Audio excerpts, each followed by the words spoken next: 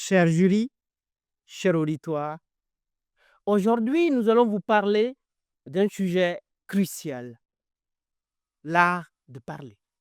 Dans un monde où tout passe par des écrans, maîtriser l'art de parler, c'est retrouver le pouvoir de toucher, de convaincre et d'inspirer. Alors, est-ce que vous aussi, vous avez peur de parler devant un public? Je vais vous confier quelque chose. Moi aussi. À chaque fois, je dis bien à chaque fois quand je prends la parole, c'est comme si tout était vide dans ma tête et que les mots se coincent dans ma gorge. Les mots, ces petites choses si simples en apparence, ces sons qui sortent de notre bouche, La parole, la prise de parole reste une arme redoutable qui peut transformer une personne ordinaire en une personne très, très influente. la parole. La parole n'est pas qu'un simple outil de communication, c'est un art, c'est une danse, c'est une libération. C'est le pouvoir de convaincre, De séduire, d'émouvoir. d'enflammer le cœur. Dans un monde où les écrans nous isolent, nous enferment, la parole reste notre lien le plus précieux, le plus important. Alors, la prochaine fois, si vous hésitez à prendre la parole, La prochaine fois, si la peur vous bloque, rappelez-vous que chaque grand orateur chaque voix qui a changé le monde, a commencé par un simple mot. alors, même si parfois on bégaye, même si parfois on hésite, osez prendre la parole. C'est en parlant qu'on devient le maître de nos propres mots et le maître de nos mots. Vous avez entendu ce silence de Mbaye.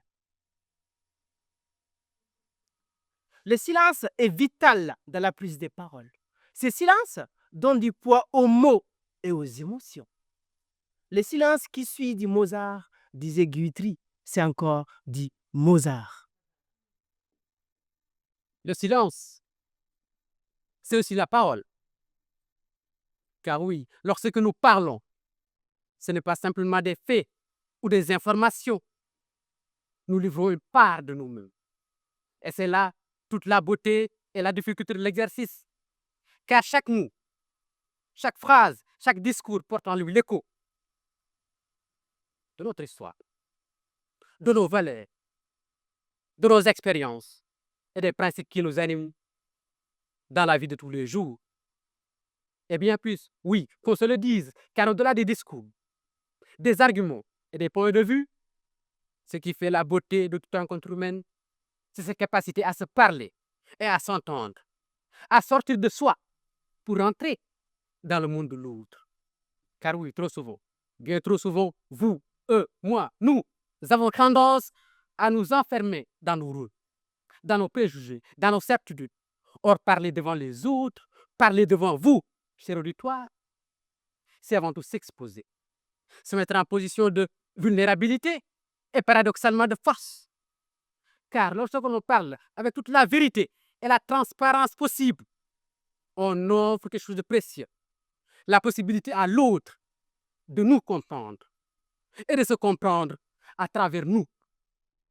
Et ce n'est que par ce principe vivant de communication que nous grandirons tous ensemble. Que nos paroles d'aujourd'hui soient des semences de réflexion, des instruments de dialogue et des outils de communication. Nous vous remercions pour votre aimable